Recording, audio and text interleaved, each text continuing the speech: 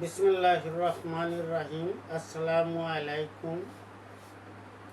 দরুদ শরীফ পাঠের শুরুত ফজিলত কেন আল্লাহ পাক পাঠাইলেন সেই বিষয়ে আজ আমি আলোচনা করার কথা বলছিলাম গতকালের ভিডিওতে। তাই সেই ভিডিওখানাই এখন আমি শোনাইতেছি এবং বানাইতেছি। আপনারা ইনশাল্লাহ দেখবেন, লাইক কমেন্ট করবেন, বেশি বেশি শেয়ার করবেন এবং দেখার জন্য সবাইকে দাওয়াত রইল। দুনিয়ায় 18,000 মাখলুকত সৃষ্টি করিবার পূর্ব সর্বগ্রহে আল্লাহ তাআলা তাহার একমাত্র প্রিয় দুস্থ রাহমাতাল্লিল আলামিন নবী দুজাহান সাল্লাল্লাহু আলাইহি সাল্লামের পবিত্র আত্মাস্থি নূরের তাজ্জালি দ্বারা সৃষ্টি করিয়াছিলেন।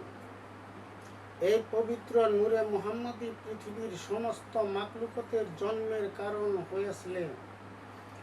এরপর আল্লাহ রাব্বুল আলামিন ক্রমান্বয়ে এই নূরে মুহাম্মদী দ্বারা 18,000 মাখলুকাত সৃষ্টি করিয়াছেন। আর তাহার এই মহান সৃষ্টি পৃথিবী আবাদ করিতে লাগিল।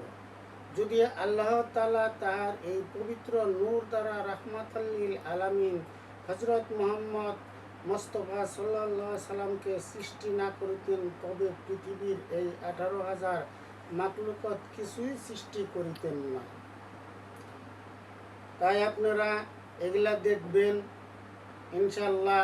এবং কিভাবে দুনিয়ায় মানুষ বসবাস জন্মগ্রহণ করল এবং আদম হাওয়াকে দুনিয়ায় প্রথম সৃষ্টি করল, আগামী কাল আমি সেই ভিডিওটি শোনাবো এবং ভিডিও করে আপনাদেরকে দেখাবো।